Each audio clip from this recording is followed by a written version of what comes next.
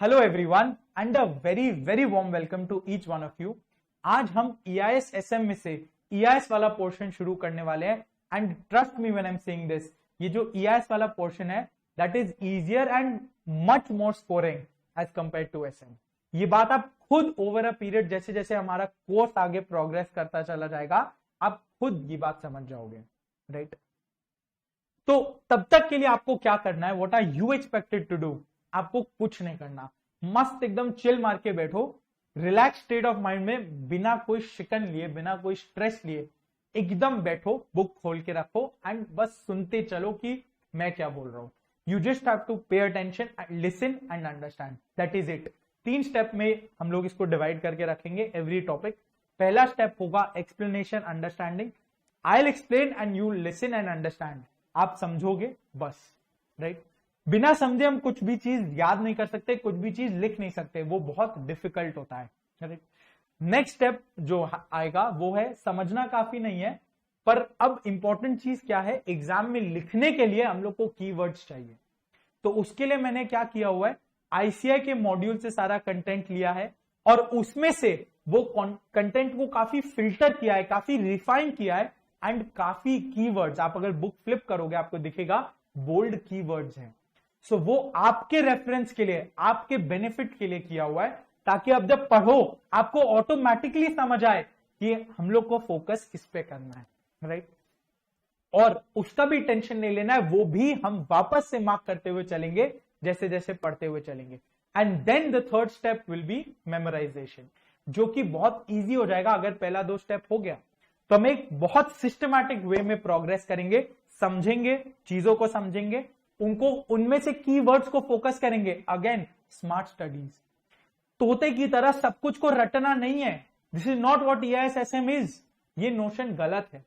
हम लोग बहुत बस कीवर्ड्स पर फोकस करेंगे, स्मार्ट स्टडी करेंगे एंड अपने आप देखोगे बहुत कम टाइम में चीजें याद होती चली जाएंगी, राइट? तो बस मेरे साथ लगे रहिए, बने रहिए, समझते रहिए। चैप्टर 1 शुरू कर रहे हैं हम लोग, ऑटोमेटेड बिजनेस प्रोसेसेस। इसके पहले बिजनेस प्रोसेस समझना जरूरी है। पहले तो ये समझते हैं कि प्रोसेस क्या है। प्रोसेस अगर हम सिंपल इंग्लिश में बोले, सिंपल शब्दों में, it's a way of working, एक रूटीन। आप जब घर पे रोज सुबह उठते हो एक हलचल सी रहती है, राइट? जहां पे आपकी मम्मी कुछ एक डेडिकेटेड काम कर रही होगी, एवरी डे वो ये काम करेगी। आपके पापा कुछ एक काम डेडिकेटेड वे में कर रहे होंगे एंड एवरी डे वो यही सीरीज में, यही सीक्वेंस में काम करते चले जाएंगे, राइट? याद करो ना, जब आप स्कूल जाते थे तो आपका उठने का टाइम फिक्स होता था, आपका रेडी होने का टाइम फिक्स होता था, यहां तक कि ब्रश करने तक का टाइम फिक्स होता था। क्यों? क्योंकि वो एक रूटीन का पार्ट बन चुका था। That is what a process is. उसी चीज को जब हम बिजनेस में डालते हैं it becomes a business process, right? देखो एग्जाम्पल के साथ, अब जो हम लोग यहां पे कर रहे हैं, हम लोग क्या कर रहे हैं, पढ़ा रहे हैं, correct? We are teaching, right? तो पढ़ाने के लिए हमारे पास एक इंपॉर्टेंट बिजनेस प्रोसेस क्या आता है कि हम एडमिशंस लेते हैं। क्या वो रूटीन काम है? क्या वो बहुत फ्रीक्वेंटली होता है? बिल्कुल बहुत फ्रीक्वेंटली होता है। ये लिमिटेड काम तो है नहीं, रोज एडमिशन चलते जाते हैं, करेक्ट? स्पेशली जब ये ऑनलाइन वर्जन में शिफ्ट हो गया है। अब एग्जाम्पल से समझते हैं कि बिजनेस प्रोसेस क्या है। मैं एग्जाम्पल ले रहा हूं जब लाइव वाला समय है, जब लाइव बैचेस चलती है तब का, करेक्ट? तो इसमें क्या होता है, सबसे पहले आप एज ए स्टूडेंट आओगे, आप स्टूडेंट आओगे एडमिशन लेने के लिए, तो हमने एक आदमी को बैठा के रखा होगा, लेट से इसका नाम देते हैं हम राजू, ठीक है? सो राजू सबसे पहले क्या करेगा, वो आपको एक एडमिशन फॉर्म और टाइमिंग शीट जो होता है वो दे देगा। फिर आपका काम रहेगा, आप उसमें से टाइम शीट देखोगे, अलग अलग बैचेस देखोगे और आपके लिए जो बैच सबसे ज्यादा सूटेबल और कन्वीनियंट रहेगा based on your other tuitions and colleges everything, आप वो बैच को सिलेक्ट करोगे और फॉर्म फिलअप कर लोगे, करेक्ट? फॉर्म फिलअप करने के बाद आप कहां आओगे, आप आओगे रिसेप्शन पे, जहां पे एक दूसरा आदमी, इसका नाम देते हैं रामू। रामू क्या करेगा, पेमेंट कलेक्ट करेगा। पेमेंट कलेक्ट करेगा, आप कार्ड से पे कर सकते हो, चेक दे सकते हो, जो भी है, इलेक्ट्रॉनिक मोड, नो कैश, वो कलेक्ट कर लेगा, राइट? उसके बाद पेमेंट तो हमने ले लिया, अब हम लोग को एक रिसीट देना होगा आपको, that we have collected so much payment, right. तो उसके लिए हम आपको एक इनवॉइस देंगे। अब इनवॉइस देने के लिए एक दूसरा जन रहेगा, इसका नाम देते हैं शामू, ठीक है। तो शामू क्या करेगा, वो आपको आपके नाम पे इनवॉइस बनाएगा और आपको हैंडओवर कर देगा। और साथ ही में एक और फोर्थ पर्सन रहेगा, अब इसका नाम क्या दे, भोलू, इसका नाम हम देते हैं भोलू।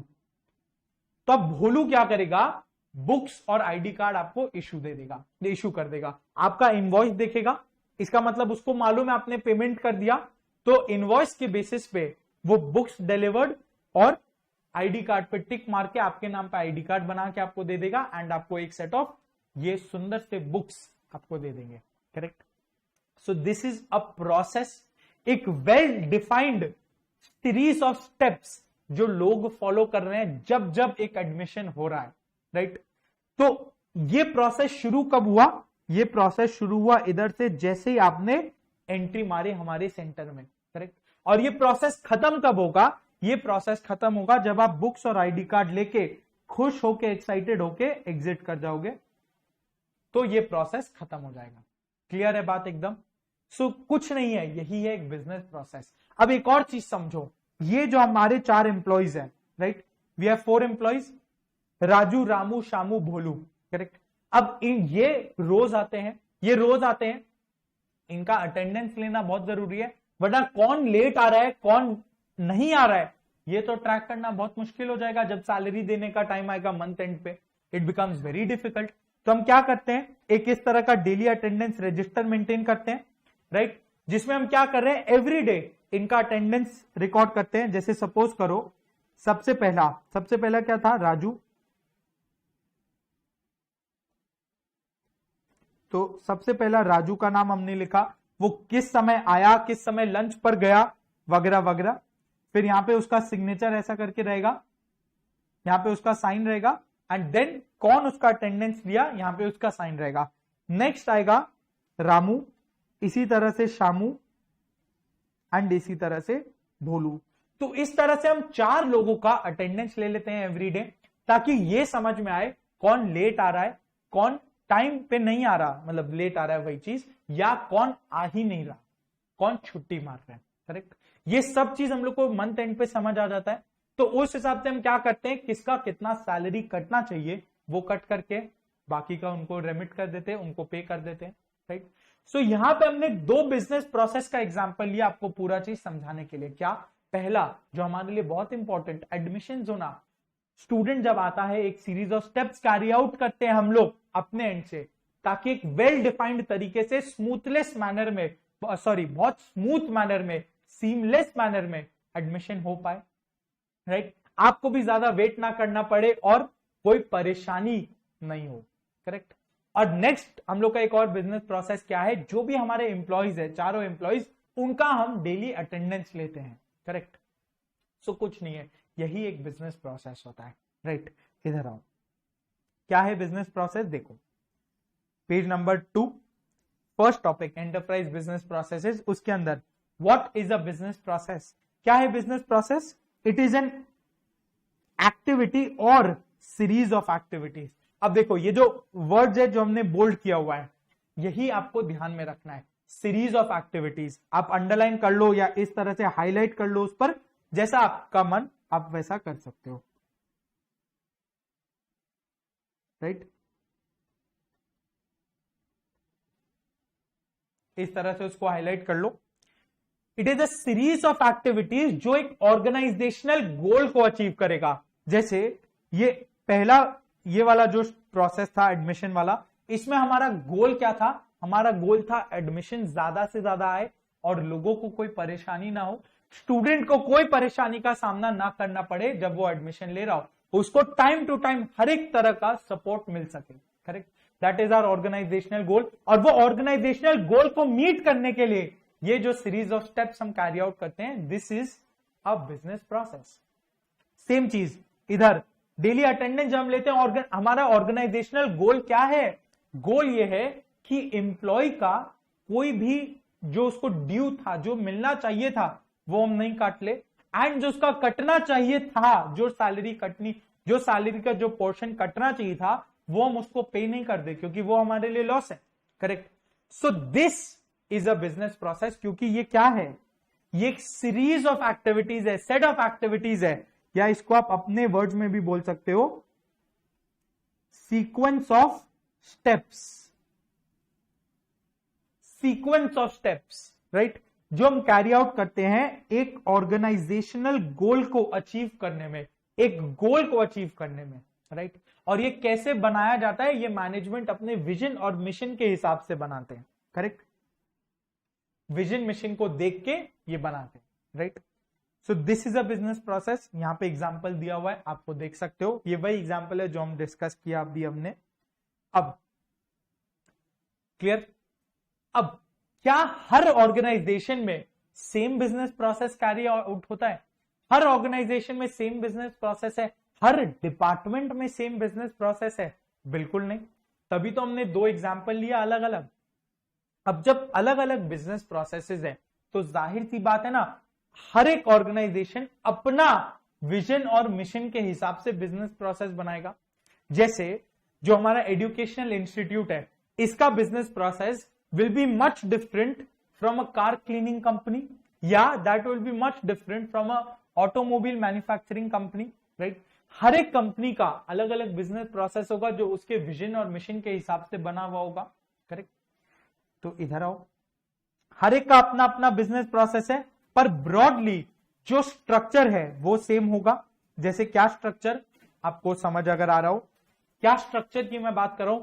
फॉर एग्जाम्पल, जैसे यहां पे एक टूरिज्म कंपनी का एग्जाम्पल हमने लिया है। टूरिज्म कंपनी बोले तो क्या, कोई भी ले लो, बहुत सारे टूरिज्म कंपनीज है। ईज माई ट्रिप जो है उसका ले लो एग्जाम्पल, वो लिस्टेड कंपनी है। ईज माई ट्रिप उसका एग्जाम्पल ले लो, या मेक माई ट्रिप का ले लो, कुछ भी ले लो, ये सारे टूरिज्म कंपनीज है। अब ये इनके पास भी तो एक स्ट्रक्चर रहेगा ऑर्गेनाइजेशन में, जो हर कंपनी में रहता है। एक डिपार्टमेंट रहेगा, मार्केटिंग का डिपार्टमेंट रहेगा, राइट, मार्केटिंग डिपार्टमेंट रहेगा, ऑपरेशंस का डिपार्टमेंट रहेगा, कैसे हम बेस्ट अपना सर्विस को मैनेज कर पाए, राइट। फाइनेंस का डिपार्टमेंट रहेगा जिसमें अकाउंटिंग, टैक्सेशन वगैरह सब कुछ रहेगा। सेल्स का डिपार्टमेंट रहेगा रेवेन्यू इंक्रीज करने के लिए। फिर एचआर रहेगा, परचेज रहेगा। एक जो इंपॉर्टेंट डिपार्टमेंट है जो इसमें मिसिंग है, दैट इज आईटी। आईटी का डिपार्टमेंट आजकल सब में रहेगा। क्लियर। और ये सारे डिपार्टमेंट्स किनको रिपोर्ट करेंगे, एक जनरल मैनेजमेंट को, जनरल मैनेजमेंट को रिपोर्ट करेंगे, जो ये सारे डिपार्टमेंट्स के ऊपर में कंट्रोल करेंगे। करेक्ट। सो क्या इनमें सारा बिजनेस प्रोसेसेस सेम है? हर एक डिपार्टमेंट में क्या बिजनेस प्रोसेसेस सेम है? ऑब्वियसली नहीं, पॉसिबल ही नहीं है सेम होना। अरे हर डिपार्टमेंट का नेचर ही अलग है।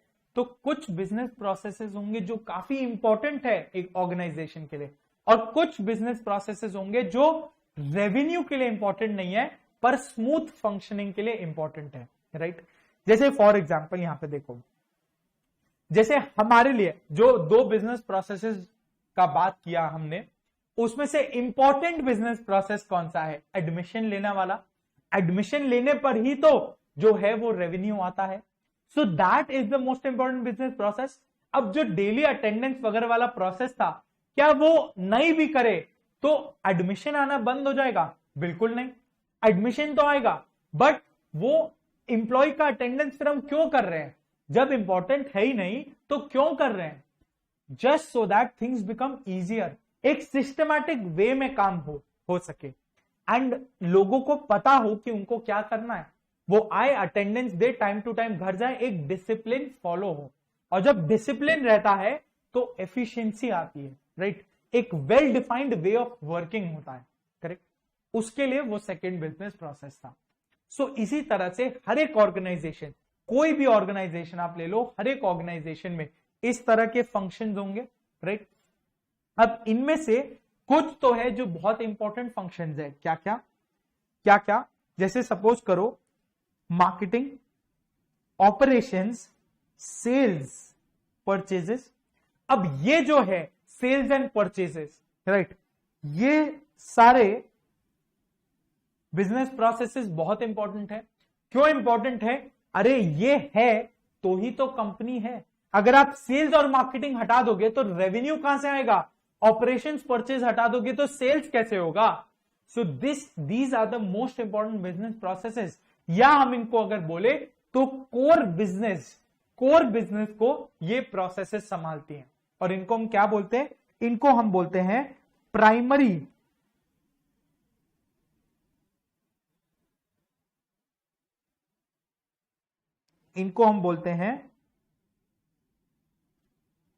प्राइमरी प्रोसेसेस या फिर ऑपरेशनल प्रोसेसेस। प्राइमरी प्रोसेसेस और ऑपरेशनल प्रोसेसेस। क्लियर? नेक्स्ट, अब बचे हुए कुछ जो फंक्शंस है, जैसे क्या? IT, finance, HR.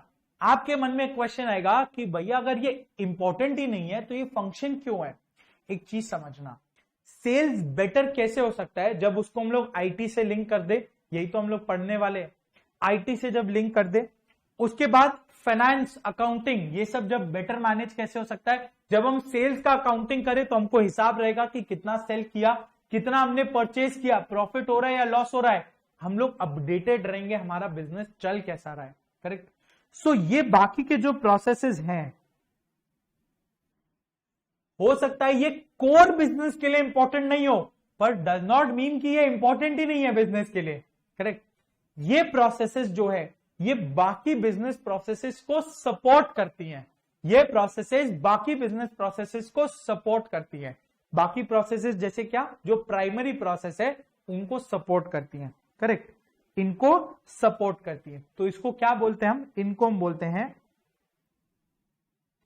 जैसे इसको प्राइमरी बोले तो इसको क्या बोलेंगे? सेकेंडरी। इसको हम बोलते हैं सेकेंडरी, या फिर बोले तो सपोर्टिंग प्रोसेसेस। सेकेंडरी या सपोर्टिंग प्रोसेसेस। करेक्ट? किसको किसको? एचआर, आईटी और अकाउंटिंग, फाइनेंस। राइट? जो डायरेक्टली परचेज या सेल्स में नहीं है, बट इट इज इंपॉर्टेंट ताकि हम बाकी डिपार्टमेंट्स को मैनेज कर सके, उनको सपोर्ट प्रोवाइड करता है ये। क्लियर? नेक्स्ट, अब आप बोलोगे कि भैया एक चीज बताइए, जनरल मैनेजमेंट का फिर क्या काम है? सब लोग इसको रिपोर्ट करते हैं, क्यों करते हैं? तो जनरल मैनेजमेंट का भी कुछ तो काम होगा। वो क्या करता है? वो मॉनिटर करता है इन सारे एक्टिविटीज को, इन सारे फंक्शंस को, कि जो चीजें हैं वो सही से हो रही हैं या नहीं, वो कंट्रोल सही से हो रहा है या नहीं। जैसे हम लोग क्या करते हैं? हम लोग अपने एम्प्लॉयज के ऊपर में मॉनिटर करते हैं कि वो एडमिशन सही से ले रहे हैं या नहीं, कोई कंप्लेन तो नहीं आ रहा उनके अगेंस्ट, वो कोई गलती तो नहीं कर दे रहे। करेक्ट? बुक्स सही से डिस्पैच हो रहे, आईडी कार्ड सही से बन रहे, ये सब हम मॉनिटर करते हैं। तो हमारा एज मैनेजमेंट टीम, हमारा काम क्या है? हम मॉनिटर करेंगे, कंट्रोल करेंगे। करेक्ट? मॉनिटर करेंगे, कंट्रोल करेंगे सारे एक्टिविटीज के ऊपर में। राइट? तो हम लोग बेसिकली क्या करते हैं? ओवरव्यू, या इसको बोले तो सुपरवाइज करते हैं, करेक्ट? और इसको हम बोलते हैं मैनेजमेंट प्रोसेसेस। इसको हम बोलते हैं मैनेजमेंट प्रोसेसेस। करेक्ट? सो तीन टाइप के बिजनेस प्रोसेसेस होते हैं। देखो क्या क्या, इधर आओ, देखो categories of business processes, page number 3। इसमें क्या है? 3 टाइप के बिजनेस प्रोसेसेस हैं, ये हमने देखा है। सबसे पहला क्या? सबसे पहला ऑपरेशनल प्रोसेसेस। ऑपरेशनल प्रोसेसेस को हम क्या बोलते हैं? Primary processes. इसको हम बोलते हैं प्राइमरी प्रोसेसेस। अब ये क्या होता है? ये कोर बिजनेस के साथ डील करता है। कोर बिजनेस के साथ डील करता है मतलब प्रोडक्शन एंड सेल्स का काम करेगा। करेक्ट? कोर बिजनेस का काम करता है और कस्टमर को वैल्यू प्रोवाइड करेगा, delivers value to the customer. कैसे? प्रोडक्शन एंड सेल्स से रिलेटेड जो भी एसेंशियल बिजनेस फंक्शंस है ना, एसेंशियल बिजनेस फंक्शंस जैसे प्रोडक्शन एंड सेल्स, ये उनका काम करता है।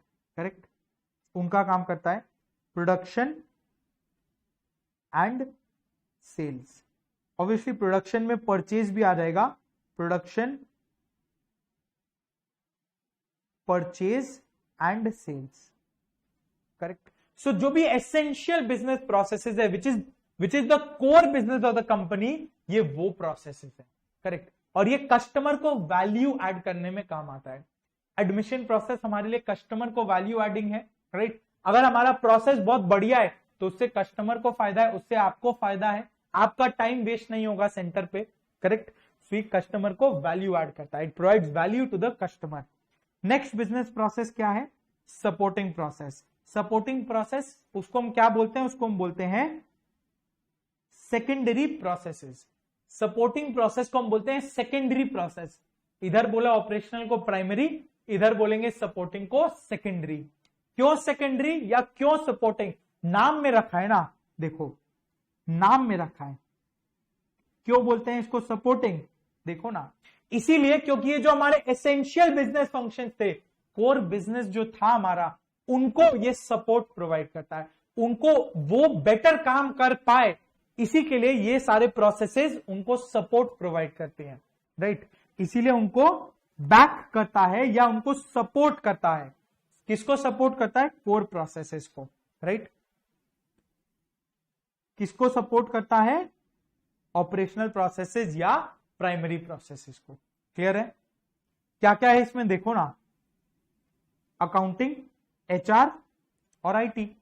Accounting, HR, IT, basically production sales छोड़ के बाकी सब,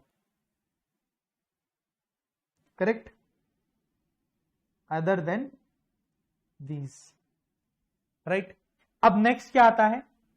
नेक्स्ट आता है हमारे पास मैनेजमेंट प्रोसेस। अब मैनेजमेंट प्रोसेस क्या है? मुझे थोड़ा साइड हो जाना चाहिए। अब मैनेजमेंट प्रोसेस क्या है? मैनेजमेंट प्रोसेस क्या करता है? मैनेजमेंट वो सुपरवाइज करता है, ओवरसी करता है, ओवरव्यू करता है बाकी सारे प्रोसेसेस को, राइट। तो इसमें क्या करता है? वो मॉनिटर करता है एंड कंट्रोल करता है। किसको? बाकी सारे बिजनेस प्रोसेसेस को, राइट। किसको क्या मॉनिटर कंट्रोल करता है? Other business processes, right. तो इसका एग्जाम्पल क्या हुआ? इसका एग्जाम्पल क्या हुआ? एक बहुत सॉलिड एग्जाम्पल है जो आप इसमें आप पढ़ते भी हो इस चीज के बारे में, बजटिंग। बजटिंग आप कॉस्ट में पढ़े होगे, बजटिंग चैप्टर। उसमें हम क्या करते हैं?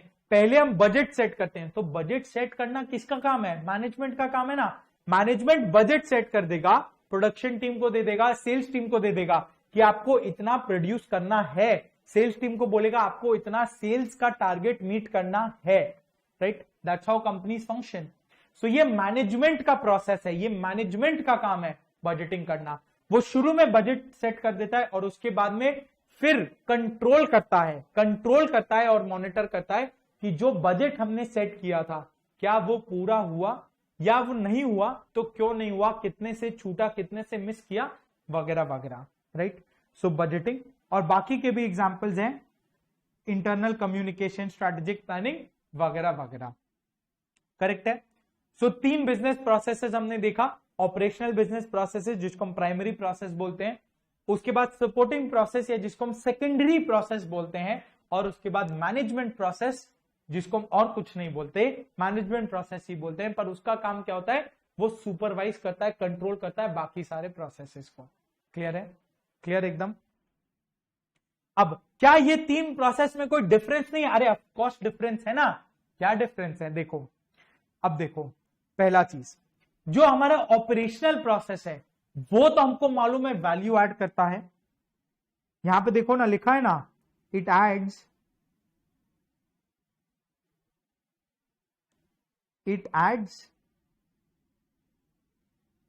Value to the customer.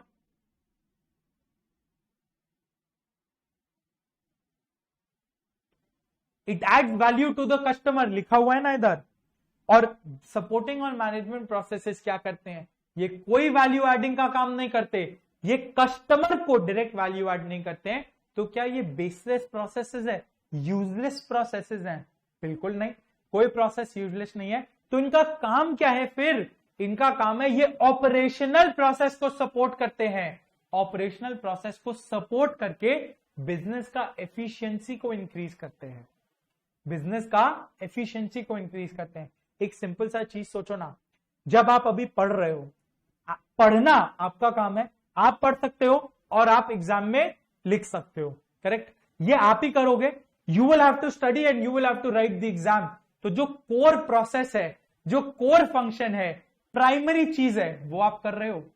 पर सपोर्ट में आपके आसपास बहुत लोग हैं। मैं क्या कर रहा हूं? मेरा काम ऑपरेशनल या प्राइमरी प्रोसेस नहीं है, मेरा काम सिर्फ आपको गाइड करना है। मैं आपको सिर्फ एक्सप्लेन कर सकता हूं, सिर्फ समझा सकता हूं, और वो मैं कर रहा हूं, पर प्राइमरी काम तो आपका ही रहेगा, राइट? तो उसी तरह से आपकी मॉम, वो आपको टाइम टू टाइम खाना दे रही है, वो टाइम टू टाइम आपका जो भी आप जिस हिसाब से बोलोगे उस हिसाब से वो चीजों को सेट कर रही हैं। क्यों? ताकि आप बेटर पढ़ पाओ, करेक्ट? आप बेटर पढ़ पाओ, तो क्या उनका ये चीज को आप इग्नोर कर सकते हो? बिल्कुल नहीं। सो this is a supporting process. ये किस लिए है? ये आपका एफिशिएंसी को बूस्ट करता है, राइट? सपोज करो ये चैप्टर आप खुद से लेके बैठोगे तो हो सकता है आपको बहुत ज्यादा टाइम लग जाए, पर अगर आप ये मेरे साथ पढ़ लोगे तो एफिशिएंसी बेटर होगा ना। क्यों? Supporting process, correct? तो सपोर्टिंग प्रोसेस, मैनेजमेंट प्रोसेस क्या करता है? ऑपरेशनल प्रोसेस का एफिशिएंसी को बूस्ट करता है। वही तो चीज है इधर, देखो ना। Support process, management process do not provide value to the customers directly, right? वो वैल्यू ऐड कर देता है पर। तो पहला क्या है? कस्टमर वैल्यू, या पहला पॉइंट ऑफ डिफरेंस क्या होगा? Value to customer. ये हमको मालूम है कि क्या support and management processes do not provide value to the customers directly, और प्राइमरी प्रोसेस तो ऑफकोर्स वैल्यू ऐड करता ही है, उसमें कोई डाउट ही नहीं है, ये तो हमने पढ़ा ही है। नेक्स्ट पॉइंट क्या है? पॉइंट 2, एफिशिएंसी का बात।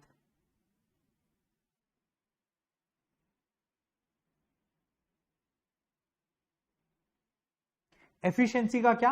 ये जो सपोर्ट और मैनेजमेंट प्रोसेसेस है ना, ये कोर प्रोसेस या ऑपरेशनल प्राइमरी प्रोसेस का एफिशिएंसी को बूस्ट करता है, राइट? पूरे एंटरप्राइज का ओवरऑल एफिशिएंसी को इंक्रीज करता है, right?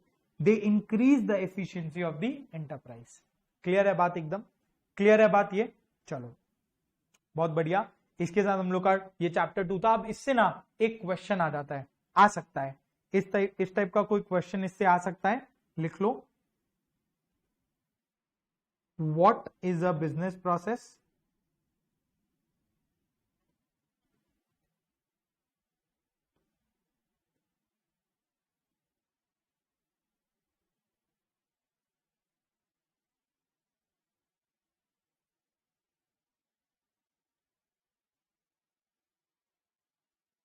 What are the categories, या explain the categories of business process?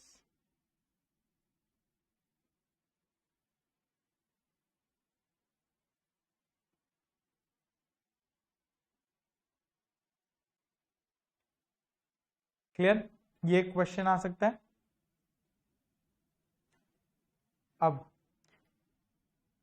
अब एक चीज समझना, इधर आ जाओ। ये जो हमारा बिजनेस प्रोसेस है, तो क्या हम इसको डे वन पे एक बार सेट कर दिए तो काम हो गया हमारा? एज मैनेजमेंट, रंजन सर और मैं, we are the management then. तो डे वन पे हम जब इसको सेट कर दिया हमने, तो क्या हमारा काम हो गया? बिल्कुल नहीं। हमारा डे टू डे में काम क्या रहेगा उसके बाद? जो बिजनेस प्रोसेस को हम डे वन पे हमने सेट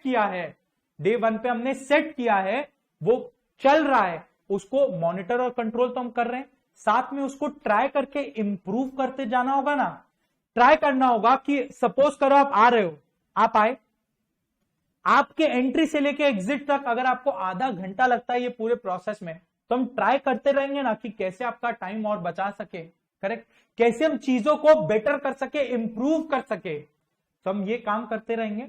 सो यहां पे कॉन्सेप्ट आता है जिसको हम बोलते हैं बिजनेस प्रोसेस मैनेजमेंट, जिसको हम क्या करते बोलते हैं, बिजनेस प्रोसेस मैनेजमेंट। अब ये क्या है, सिंपल सा चीज है, देखो बिजनेस प्रोसेस हमको पता है क्या होता है, बिजनेस प्रोसेस, क्लियर। तो यहां पे एक्स्ट्रा वर्ड क्या आया, बिजनेस प्रोसेस मैनेजमेंट। तो मैनेजमेंट को अगर समझ लिया ना, तो ये टॉपिक ऑलरेडी समझ गया। देखो मैनेजमेंट का मतलब होता है कोई भी चीज को बेटर तरीके से सॉल्व करना, फाइंडिंग बेटर वेज ऑफ, या फाइंडिंग बेटर और improved ways of doing things. अब चाहे वो आप बिजनेस प्रोसेस की बात करो, अरे सपोज करो फाइनेंशियल मैनेजमेंट, आप पढ़ के आ रहे हो फाइनेंशियल मैनेजमेंट, इसमें हम क्या करते हैं फाइनेंशियल मैनेजमेंट में, जो भी फाइनेंसेस है, जो भी वेल्थ है, जो भी कैपिटल है, इसको हम ट्राई करते हैं और बेटर तरीके से यूज करने का, बेटर रिटर्न्स जनरेट करने का going forward time to time पे, राइट। सपोज करो इस साल हमने 5% कमाया, वी विल ट्राई कि नेक्स्ट ईयर हम 5 से ज्यादा कमाए, करेक्ट, और बेटर उसको मैनेज कर पाए, that is our job, right. So यही होता है बिजनेस प्रोसेस मैनेजमेंट। इसमें हम कुछ नहीं करते, पर बस ये ट्राई करते हैं कि जो बिजनेस प्रोसेस हमने सेट किया है उसको इंप्रूव करते जाए, उसको इंप्रूव करते जाए। So the key is improve. Business process management में what we have to do is, it is a way of improving business processes, it is a way of improving business processes. अब ये improve को करने के लिए हमको क्या दिमाग में रखना है, कैसे इंप्रूव करेंगे या क्या करेंगे, इसमें हम लोग को 3 E's पे फोकस करना है। Achieve 3 E's for business processes. क्या क्या 3 E's हैं, ये देखो नीचे में, effectiveness, efficiency, economy. Effectiveness, efficiency, economy. अब देखो चीज ऐसा है कि जो इकोनॉमी है ना, इसका तो वर्ड, इसका मीनिंग बहुत सिंपल होता है, इसका मतलब रिड्यूसिंग कॉस्ट, रिड्यूसिंग कॉस्ट। अब सपोज करो हम एफिशिएंट इकोनॉमी कैसे इंप्रूव कर सकते हैं, आज के दिन में एक एडमिशन लेने के लिए 4 लोगों की जरूरत है, अगर हम ट्राई करके कुछ इसको कम कर सके, लेट्स से अगर 2 लोग में काम हो सके, तो क्या हमने बिजनेस प्रोसेस को ज्यादा इकोनॉमिकल बना दिया, उसका कॉस्ट कम कर दिया 2 लोगों का, correct. So that means we made it more economical, we improved our business processes, correct. Next, अब थोड़ा सा कंफ्यूजन आपको कहां हो सकता है, वो होगा एफिशिएंसी और इफेक्टिवनेस में। लोगों को ना शुरू से ये वर्ड समझ नहीं आता है, वो एफिशिएंसी और इफेक्टिवनेस को सेम मान के रखते हैं, पर एक्चुअल में सेम नहीं है, राइट। एफिशिएंसी जो है दैट फोकसेस ऑन स्पीड, आप कितना फास्ट कोई काम कर सकते हो, correct. So efficiency focuses on speed, या आप कितने एफिशिएंट, तो हम बोलते हैं ना आप कितना जल्दी कोई काम कर सकते हो।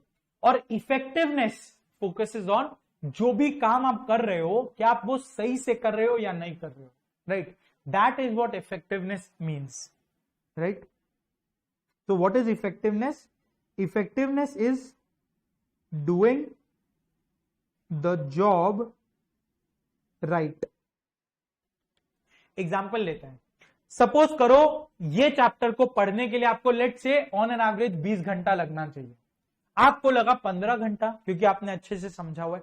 सो that means you are efficient, that means you are efficient, right. Now दूसरा, सपोज करो 10 घंटा में आपने सल्टा दिया, 10 घंटा में आपने सब पढ़ लिया, तो हम क्या बोलेंगे, you are efficient, you are efficient. But वो 10 घंटा में आपने जब पढ़ा, उसके बाद आपसे कोई अगर एक क्वेश्चन पूछ लिया, आप हो गए ब्लैंक, कुछ नहीं मालूम, लेट से, ये बस एक एग्जांपल है, आपको कुछ रिकॉल नहीं हो पा रहा है, तो शायद आप इफेक्टिव नहीं हो, करेक्ट। सो तब हम बोलेंगे आप एफिशिएंट तो थे, पर आप सिर्फ और सिर्फ एफिशिएंसी पर फोकस कर लिया, आप सिर्फ जल्दी करने चले गए, बट आपने क्या ध्यान नहीं दिया, दैट वाज इफेक्टिवनेस। इफेक्टिवनेस में आप चूक गए, आप इफेक्टिव नहीं थे, आप एफिशिएंट जरूर थे पर इफेक्टिव नहीं थे, correct. So improving business processes is what business process management is all about. उसमें हम करते क्या है, हम 3 E's ऑफ बिजनेस प्रोसेसेस को अचीव करने का ट्राई करते हैं। क्या क्या? Effectiveness, efficiency, economy. क्लियर है बात? एकदम एकदम से क्लियर। चलो अब क्या आता है, ये था बेसिक्स ऑफ बिजनेस प्रोसेस। हमने अभी तक 3 चीजें पढ़ी है। Business process, categories of business process management, correct. Now अब इधर आ जाओ एक बार। अब अगर आप एक चीज देखोगे, यहां पे सब चीज मैनुअली हो रहा है, राइट। आप आए, हमने आपको एडमिशन फॉर्म दिया, आप उसको फिलअप किए, फिर हमने एडमिशन फॉर्म लिया, राइट। इसमें क्या आता है प्रॉब्लम, आप देख रहे हो क्या क्या क्या प्रॉब्लम्स आते हैं इसमें? मैं आपको बताता हूं। जब हम एडमिशन फॉर्म दिया, आपने लिखा, फिर हमने उसको कलेक्ट किया। सो आपने एडमिशन फॉर्म में अपना नंबर एंड ईमेल आईडी भी लिखा है। फिर वो कोई और आदमी होगा जो उसको डेटा एंट्री कर रहा होगा हमारे लैपटॉप पर, राइट। वो लैपटॉप में आपका कॉन्टैक्ट नंबर टाइप किया और ईमेल आईडी टाइप किया। अब इसमें क्या हुआ, यहां पे स्कोप ऑफ एरर आया। क्या आया यहां पे? क्या आया? एरर का स्कोप आया, राइट। बहुत बार ऐसा होता था शुरू में कि बच्चों को मैसेजेस नहीं जाते थे, राइट। मैसेजेस नहीं मिलता था कि क्लास कैंसिल हो गया, आज क्लास है, आज कोई एक्स्ट्रा क्लास है, कोई नया वीडियो आया तो उसका वो मैसेजेस नहीं जाते थे, वो एरर का स्कोप होता था, राइट। उसके बाद क्या होता था, फिलअप किया, पेमेंट जब कोई कलेक्ट कर रहा है तो सपोज करो आपने कार्ड दिया, कार्ड में वो भूल से 1 0 एक्स्ट्रा डाल दिया, 1 0 कम डाल दिया, सो अगेन यहां पे कोई एरर आया, राइट। फिर इनवॉइस में वो नाम गलत कर दिया या अमाउंट गलत कर दिया। जहां पे मैनुअल वर्क है वहां पे एरर आ रहा है। और वो बुक्स जब इशू कर रहा है तो हो सकता है वो EIS का बुक इशू करने की जगह आपको कॉस्ट का बुक इशू कर दिया। अरे भाई इंसान है ना, गलती तो हो ही सकती है उनसे। सो यहां पे जब मैनुअल प्रोसेस हो रहा है, सो ये मैनुअल, यहां पे मैनुअल वर्क हो रहा है, मैनुअल वर्क हो रहा है। अब इसमें एक प्रॉब्लम क्या आ रहा था, एरर आ रहा है, बहुत सारे एरर्स के स्कोप है। दूसरा क्या है, एरर तो है जो है, उसके बावजूद कॉस्ट काफी ज्यादा हो गया, 4 लोगों को रखना पड़ रहा है। आप समझ रहे हो, 4 लोगों का सैलरी कॉस्ट बहुत बड़ा अमाउंट होता है। तो this is a costly process, cost एक कंसर्न है, राइट। तो इसको अगर हम दिमाग लगाए, कुछ सोच विचार करें, तो इन दोनों चीज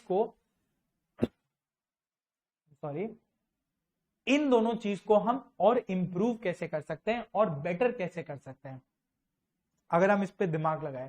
सोचो एक बार,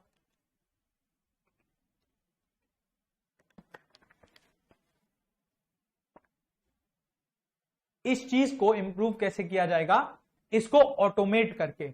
अगर हम यहां पे मैनुअल जो स्कोप आ रहा है फॉर मैनुअल वर्क, अगर हम वो मैनुअल वर्क का स्कोप को खत्म कर दे एंड वी इंट्रोड्यूस टेक्नोलॉजी, कि यहां पे सब काम टेक्नोलॉजी से होगा, तो क्या वो एरर का स्कोप खत्म हो गया? अब रहा बात कॉस्ट का, तो वो एक एनालिसिस करना पड़ेगा। इट डिपेंड्स कि वो टेक्नोलॉजी इंप्लीमेंट जब हम करेंगे, जो भी टेक्नोलॉजी लगाएंगे, सो उसका कॉस्ट क्या पड़ता है, राइट। वो कितना एरर बचा रहा है और उसका कॉस्ट क्या पड़ता है, वो बाद की चीजें। सो अब नेक्स्ट टॉपिक क्या रहा हमारा, बिजनेस प्रोसेस को हम और बेटर कैसे किया हमने, राइट। तो आप आए, जैसे आप आते हो एकदम एक्साइटेड होकर एडमिशन लेने के लिए, आप आ गए। अब आप आए और मांगे एडमिशन फॉर्म, और इस बार हमने आपको एडमिशन फॉर्म नहीं दिया। क्या बोला आपको? बोला आप जाइए www.ranjanperivalclasses.com, और उसी में हमने एक वेबसाइट बना दिया और वहां पे एडमिशन लेने के लिए एक टैब इंसर्ट कर दिया। वहीं पे आप डायरेक्ट एडमिशन वहां पे ले सको, ऐसा हमने सेटअप कर दिया उसी पर। तो फिर क्या हुआ, जो हम एडमिशन फॉर्म पहले देते थे वो अब हम नहीं देंगे। तो आप आए, आपको बोल दिया कि आप ये वेबसाइट खोलिए, इसमें यहां पर जाइए और आप वहां पे बैच सिलेक्ट करने का ऑप्शन रहेगा और आप खुद वो एडमिशन फॉर्म फिलअप कर सकते हो। तो इसमें क्या होगा, आप मोबाइल नंबर टाइप करोगे, ईमेल एड्रेस टाइप करोगे, सब आप सब खुद से फिलअप कर दिए और वहीं पे वो सबमिट का ऑप्शन रहेगा। आपने उसको सबमिट किया तो वो डायरेक्टली हमारे डेटाबेस में स्टोर हो गया, वो डायरेक्टली हमारे डेटाबेस में स्टोर हो गया और हमने उसका प्रिंट आउट ले लिया, बात खत्म। तो यहां पे एक आदमी का काम नहीं रहा, हमने बस आपको बोल दिया कि आप वो वेबसाइट पे जाके फॉर्म भर लीजिए, आपने भर लिया and the job is done, right. तो इसमें फिर क्या हुआ, वो आपने फिलअप किया उसको, उसके बाद सबमिट पे क्लिक किया। जब सबमिट पे आप क्लिक कर दोगे तो उसके बाद जब आप आगे बढ़ोगे तो आपको पेमेंट का पेज दिखा देगा। अब जो हम मैनुअली एक डेडिकेटेड आदमी हमने रख के रखा था जो पेमेंट कलेक्ट कर सके, वो अब पेमेंट कलेक्ट करने वाला आदमी का जरूरत नहीं है। क्यों? क्योंकि आप वहीं पर डायरेक्ट पेमेंट कर सकते हो। पेमेंट गेटवे लगा दिया हमने, उसमें आप अपना debit card credit card details डालो, यूपीआई से करो, नेट बैंकिंग से करो, पेटीएम वॉलेट्स वगैरह से करो, अलग अलग ऑप्शंस डाल दिया, तो उसमें आप डायरेक्टली पेमेंट कर दिया आपने। और जब पेमेंट किया तो आपको ऑटो जेनरेटेड इनवॉइस, जो आपने इधर डिटेल्स डाला है, ये फॉर्म भरते समय डिटेल्स डाला होगा, करेक्ट, जो नाम, ईमेल एड्रेस, मोबाइल नंबर वगैरह आपने डाला, तो यही डिटेल्स को लेकर क्या हुआ, यही डिटेल्स को लेते हुए ये इनवॉइस ऑटो जेनरेट हुआ। ऑटो जेनरेट होके आपके ईमेल आईडी पे एक कॉपी चला गया, तो वहां पे लिखा होगा it is a system generated invoice. तो यहां पे क्या हुआ, एक आदमी को मैनुअली इनवॉइस नहीं काटना पड़ेगा, करेक्ट। तो यहां पे हम इनवॉइस आपके पास ईमेल पे चला गया, टेक्स्ट मैसेज पे उसका लिंक चला गया, ऑटो जेनरेटेड इनवॉइस। उसके बाद क्या हुआ, अब बुक्स तो ऑटो इश्यू नहीं हो सकता, उसके लिए एक आदमी रखना होगा, चलो वो एक आदमी रख लिया। पहले कौन था इसमें, भोलू था, तो भोलू अभी भी रहेगा बुक्स इशू करने के लिए, राइट। और आईडी कार्ड आपको ऑटो इश्यू हो जाएगा, उसमें आपको बोल दिया जाएगा, एक ऑप्शन रहेगा, आप अपना ऐसा सेल्फी लेके उसमें फोटो अपलोड कर दीजिए और ऑटोमेटिकली आपका एक आईडी कार्ड बन के आ जाएगा। आपको बस उसका एक प्रिंट आउट ले लेना है। और अब तो प्रिंट आउट का भी काम नहीं, आप आओगे और आप आईडी कार्ड का पीडीएफ दिखा दोगे तो भी काम हो गया, right. So this is how हमने वो प्रोसेस को ऑटोमेट कर दिया। किस लिए ऑटोमेट किया, एरर्स कम कर सके, कॉस्ट कम कर सके, राइट। तो यहां पे सबसे इंपॉर्टेंट क्या था, एरर्स कम हुआ, राइट। अब जो हमारा एक और प्रोसेस था अटेंडेंस लेने वाला, इसमें हम क्या किया, लेट से जो 3 लोग थे, जो रामू, राजू और शामू, अब इन तीनों लोग का आप बोलोगे इनको निकाल दिया क्या, नहीं, अरे बहुत सारी चीजें होती है ना, इनको उनमें डाल दिया तो ये यहां से फ्री हो गए, इनको उनमें डाल दिया। अब इन चारों लोग का अटेंडेंस का भी इश्यू आता था, कोई बोलता था कि नहीं इस दिन हम लेट नहीं आए थे, इस दिन हम जल्दी आए थे, इस दिन हम आए थे पर हमारा एब्सेंट लिखा हुआ है।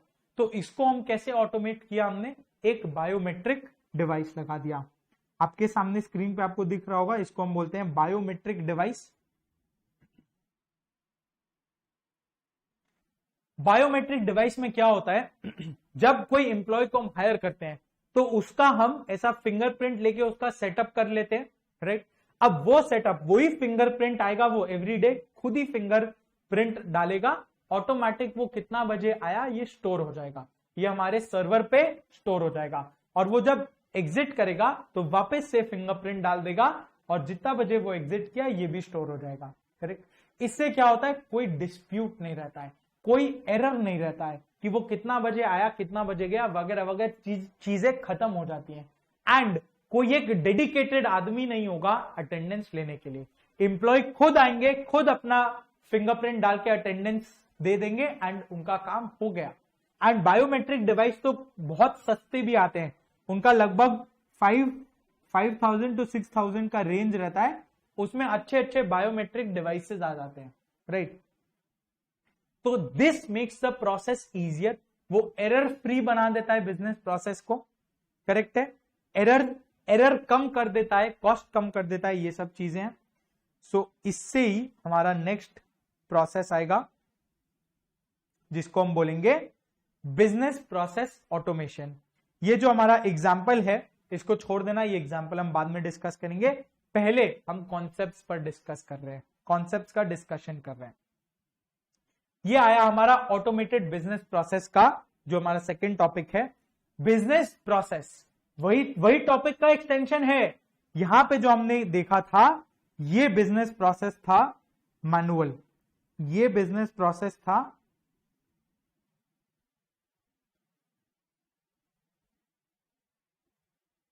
मैनुअल, जिसमें हमारा गोल क्या था, goal was to take admission, goal was ये एडमिशन लेना गोल था। गोल ध्यान रहे, गोल अभी भी सेम रहेगा, गोल अभी भी सेम रहेगा, प्रोसेस अभी भी सेम रहेगा। चेंज क्या हो रहा है, चेंज खाली मैनुअल पोर्शंस हो रहा है। अगर हम इन सबको ऑटोमेट भी कर दे, ऑटोमेट भी कर दे तो रिमेंबर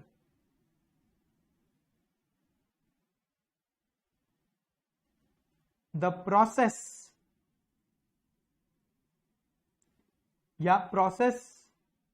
या जो बिजनेस है वो सेम है, उसमें कोई चेंज नहीं है, remains the same.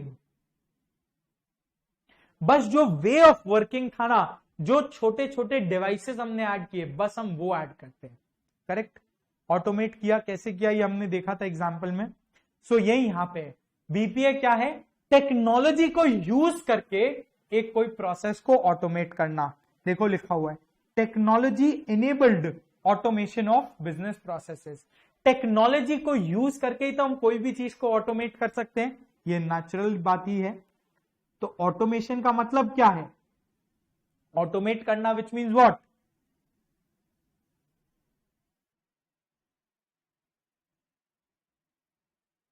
Applying technology in business processes,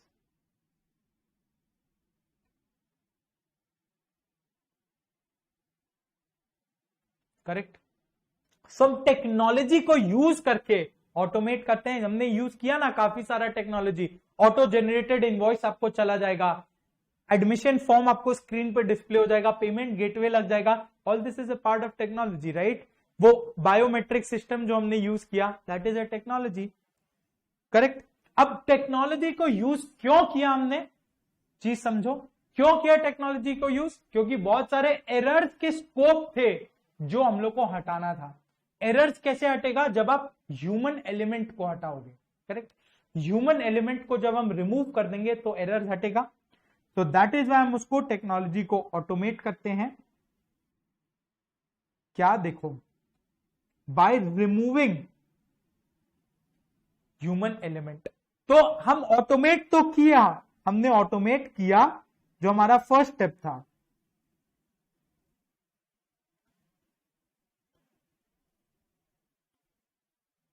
उसके बाद क्यों किया ऑटोमेट, ताकि ह्यूमन एलिमेंट को हटाना है।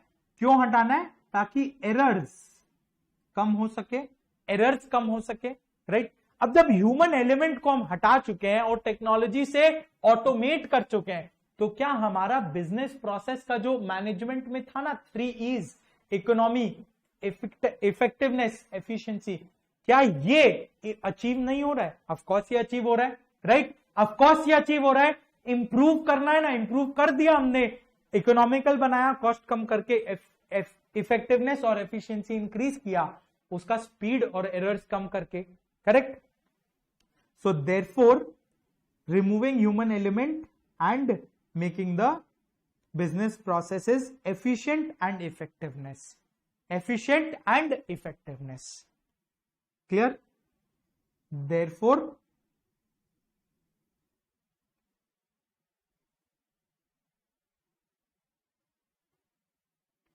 achieve 3 E's of BPM, correct? Efficiency, effectiveness, economy, right. So technology enabled automation of business process, क्यों? To remove human element. और उसके बाद क्या होता है, it increases efficiency and effectiveness of the business processes, सब लॉजिकल स्टेप्स। अब रहा बात, आप कौन सा प्रोसेस को ऑटोमेट कर सकते हो। आप जो प्रोसेस जिसमें आपका मन करे आप उसको ऑटोमेट कर सकते हो। हमने दोनों को ही किया है। ऑपरेशनल प्रोसेस को भी हम ऑटोमेट किया हमने, प्राइमरी प्रोसेस को, सपोर्टिंग प्रोसेस को भी ऑटोमेट किया, सेकेंडरी प्रोसेस को भी ऑटोमेट किया, राइट। आप जो प्रोसेस, जो मनचाहा प्रोसेस, आप उसको ऑटोमेट कर सकते हो, right. So therefore you can automate what, different functions of company including, देखो जैसे sales, management, operation, supply chain, human resources, information technology etcetera. आप कोई भी टाइप का बिजनेस प्रोसेस को ऑटोमेट कर सकते हो। Various business processes can be automated.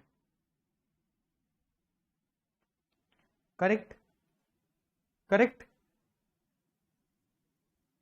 बिल्कुल सही। अभी जो रेपिटेटिव और स्टैंडर्डाइज्ड प्रोसेसेस है इसको हम बाद में देखेंगे, ठीक है।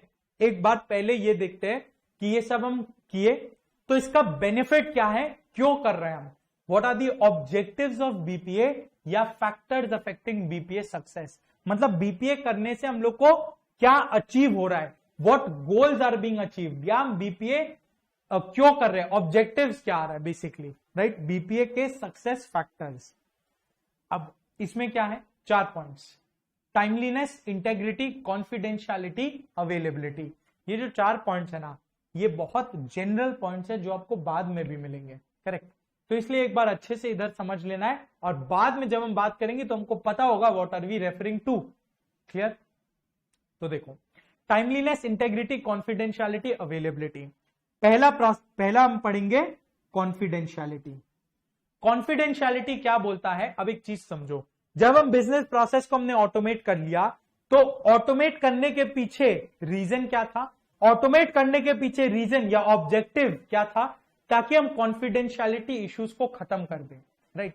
जैसे सपोज पहले के जमाने में आप मूवीज वगैरह में आपने देखा होगा, पहले क्या होता था, कॉलेजेस वगैरह में एग्जाम का लिस्ट ऐसे टंगता था, लिस्ट लग जाता था कि किसका कितना मार्क्स आया, किसका कितना मार्क्स आया। तो क्या आपको एज अ स्टूडेंट बाकी सबके मार्क्स नहीं दिखते थे, बाकी सबके मार्क्स नहीं पता चल जाते थे? अगर आपको उनका रोल नंबर पता है, आपको उनका मार्क्स पता चल जाता था, राइट, और उनको भी आपका मार्क्स पता चल जाता था। पर अब क्या हो गया है, अब आज के जमाने में आपको, इनफैक्ट सी इंस्टीट्यूट ने भी ये कर चुका है, एग्जाम रिजल्ट्स आपको मेल पर जाते हैं या आपको वेबसाइट में लॉगिन करके चेक करना होता है, राइट। सीएफए में मेल आ जाता है, सीए में आपको लॉगिन करके चेक करना होता है, अलग अलग तरीका में, अलग अलग जगह पे अलग अलग प्रोसेसेस है। तो इससे फायदा क्या है, कॉन्फिडेंशियलिटी है, मतलब जिसको वो रिजल्ट देखना चाहिए, जो वो रिजल्ट का हकदार हो, who has the right to see, वो ऑथराइज्ड यूजर, वो ही खाली वो रिजल्ट देखे एंड आसपास के दुनिया वाले वो रिजल्ट को ना देखे, करेक्ट, क्लियर है बात। तो यही यहां पे फायदा है इस चीज का, राइट। देखो, to ensure that data is only available to the person who have the right to see it. क्या है, राइट टू सी इट, माने ऑथराइज्ड पर्सन, ऑथराइज्ड यूजर्स बोलते हैं हम इसको। तो कॉन्फिडेंशियलिटी ये इंश्योर करता है कि जो ऑथराइज्ड है, who has the right to see the data, वो ही खाली देखे और कोई ना देखे, करेक्ट। नेक्स्ट आया क्या, इंटेग्रिटी। इंटेग्रिटी, अब इंटेग्रिटी क्या बात करेगा, इंटेग्रिटी मतलब सोचो ना, इंटेग्रिटी हम लोग बोलते हैं ना, वो इंटेग्रिटी का इंसान है, ऑनेस्ट है, मतलब यहां पे कोई चोरी वाला बात नहीं है, करेक्ट। यहां पे जो है वो होना चाहिए, करेक्ट। जैसे सपोज करो कल को अगर ऐसा कर दे कि आपने देखा होगा जब आप एग्जाम रिजल्ट्स व्यू करते हो तो आप क्या उसमें कोई चेंज कर सकते हो? बिल्कुल नहीं, आप उसमें चेंज नहीं कर सकते। हम बैंक अकाउंट जब ऑपरेट करते हैं, सो जब आप बैंक अकाउंट में लॉगिन करोगे तो लॉगिन आईडी और पासवर्ड आप डाल के देख सकते हो, और वो सिर्फ आप देख सकते हो, कोई और नहीं देख सकता। That ensures confidentiality because you are authorized to see it, आप देख सकते हो। पर क्या आप अपना बैंक बैलेंस को ऐसा बैक स्पेस मार के नया बैलेंस डाल के चेंज कर सकते हो?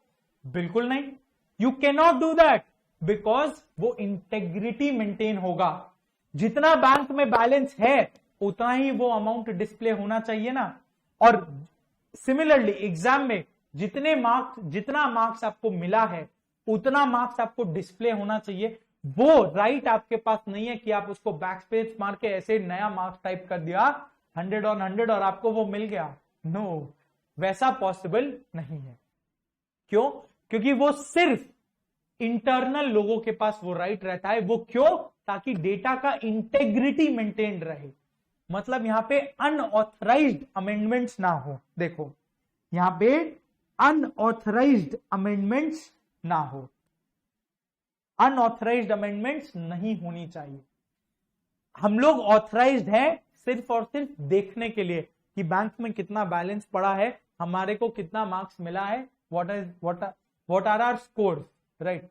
बट हम चाह के भी स्कोर को इंक्रीज तो नहीं कर सकते या बैंक का बैलेंस तो इंक्रीज नहीं कर सकते। We are not authorized to do that, right. तो अनऑथराइज्ड अमेंडमेंट्स नहीं हो, ये इंश्योर करेगा बीपीए, करेक्ट।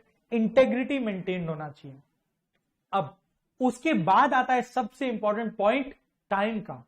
आप जहां पे टेक्नोलॉजी को लेकर आ रहे हो वहां पे इंश्योर होता है टाइम।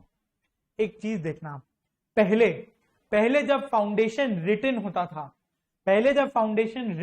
था तो चेकिंग में बहुत टाइम लगता था। अब जब सीए फाउंडेशन में आधा एमसीक्यू हो गया, आधा रिटन है, तो रिलेटिवली कम टाइम लगता है। क्यों कम टाइम लगता है?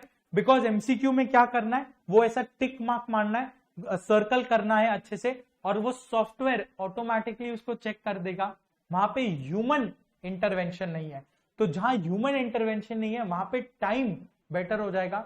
जहां एक जन को 100 क्वेश्चन चेक करने में 1 घंटा लग सकता है, वो कंप्यूटर 1 सेकेंड में कोड के थ्रू कर सकता है। क्लियर? बिल्कुल क्लियर। तो ये क्यों? टाइम कम करना है और हम लोग को ये इंश्योर करना है कि वो टाइम टू टाइम अपडेट होता रहे। तो टाइम के लिए 2 पॉइंट है। एक क्या? अवेलेबिलिटी। अब अवेलेबिलिटी में देखो क्या लिखा है, to ensure data is available whenever it is required. ये राइट टाइम जो है ना ऊपर में, वो आप काट दो, इसमें रहेगा data is available at all times. हर समय डेटा अवेलेबल होना चाहिए। जब आपका मन करे आपको देखना हो, वो अवेलेबल होना चाहिए, करेक्ट। इसीलिए आप देखो, आप बैंक अकाउंट में आप कभी भी लॉगिन कर सकते हो।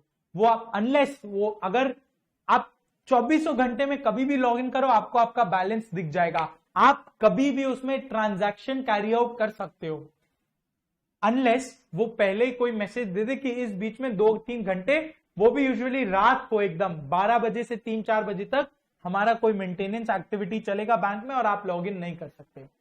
अनलेस बैंक की तरफ से ऐसा कोई मैसेज आए, आप एकदम से कोई भी समय में 24 घंटे में कभी भी लॉगिन करके कोई भी ट्रांजैक्शन कैरी आउट कर सकते हो। Availability, always available at all times, right.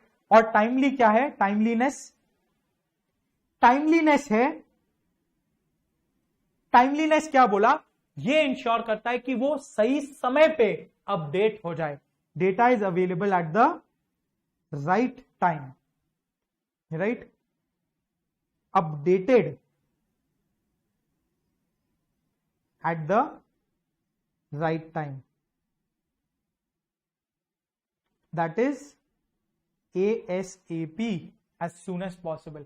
अब बैंक में आप चेक करो, अगर आप IMPS ट्रांजैक्शन कैरी आउट करते हो, IMPS ट्रांजैक्शन, ये सब हम चैप्टर 5 में पढ़ेंगे क्या है, ठीक है। IMPS मतलब इमीडिएट, आप तुरंत कोई ट्रांजैक्शन कैरी आउट करते हो तो आप देखोगे बैंक स्टेटमेंट में तुरंत डेबिट हो गया और सामने वाले के अकाउंट में तुरंत क्रेडिट हो गया, तुरंत उसमें रुपया आ जाता है, रिसीव हो जाता है। पर वही अगर हम NEFT करते हैं तो आपके बैंक स्टेटमेंट से डेबिट तो तुरंत हो जाएगा, पर सामने वाले के अकाउंट में क्रेडिट होने में वो 1 घंटा का समय लगता है। क्यों? क्योंकि ये अलग अलग फीचर्स है। IMPS में चार्ज कटता है, इसीलिए वो तुरंत अपडेट करके आपको दे देता है।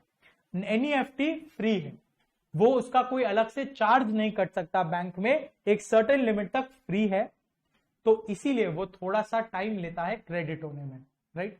बट वो टाइम टू टाइम अपडेट करके देगा। अगर मान लो आज आप लॉगिन करते हो और आपको बैलेंस दिख रहा है 2 महीने पहले का, तो क्या वो बैलेंस आपके कोई काम का है? क्योंकि 2 महीने में तो आप बहुत सारे ट्रांजैक्शंस कर चुके होंगे, करेक्ट। सो इसलिए अगर आप अभी लॉग इन कर रहे हो, आपको अभी तक का बैलेंस अपडेट हुआ हुआ मिलना चाहिए, right. So this is timeliness. 4 points. 4 factors या ऑब्जेक्टिव्स ऑफ डूइंग बीपीए क्या है? क्या है? अवेलेबिलिटी, सबसे पहला कॉन्फिडेंशियलिटी, जो ऑथराइज्ड लोग है खाली वही देख सकेंगे। इंटेग्रिटी, कि अनऑथराइज्ड अमेंडमेंट नहीं हो पाएगा, कोई अनऑथराइज्ड चेंजेस आप नहीं कर सकते इसमें। अमेंडमेंट्स का मतलब चेंजेस होता है, अनऑथराइज्ड चेंजेस।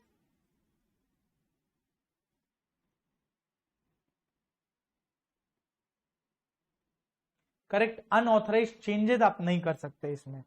उसके बाद अवेलेबिलिटी, मतलब वो eight all times when ever required available होना चाहिए। आप 24 घंटे लॉग इन करिए बैंक अकाउंट में, कौन मना कर रहा है। और टाइमलीनेस, जो भी ट्रांजैक्शन वगैरह आपने कैरी आउट किया है वो एज सून एज पॉसिबल, वो as soon as possible at the right time update होके विजिबल होना चाहिए। करेक्ट। सो इसको याद कैसे रखना है, एक न्यूमोनिक इसके लिए मैंने बनाया है, फैक्टर्स अफेक्टिंग बीपीए सक्सेस या ऑब्जेक्टिव्स ऑफ बीपीए। इसको आप याद रखो, बीपीए का टीका बोल के, TICA, टीका। टीका माने कैसे आएगा? टी माने टाइमलीनेस, आई माने इंटेग्रिटी, सी माने कॉन्फिडेंशियलिटी, ए माने availability. Timeliness, integrity, confidentiality, availability, BPA का टीका। करेक्ट है बात? क्लियर है एकदम यहां तक? नेक्स्ट हम आएंगे बेनिफिट्स ऑफ बीपीए। अब बीपीए कर रहे हैं तो जाहिर सी बात है कि कुछ ना कुछ फायदे मिलेंगे, कुछ ना कुछ बेनिफिट्स होगा, राइट। कुछ तो रीजन होगा करने के लिए, राइट। तो वो क्या है, वो रीजंस क्या, सॉरी वो फायदा क्या है, वो बेनिफिट्स क्या है, वो एडवांटेजेस क्या है। करेक्ट, ये वो है। अब यहां पे भी ना एक क्वेश्चन ऊपर का पहले लिख लो, वो पॉसिबल है। क्वेश्चन एक तो ये है, what is BPA, state it's objectives, right. ये आराम से 6 मार्क का क्वेश्चन बन के आ सकता है।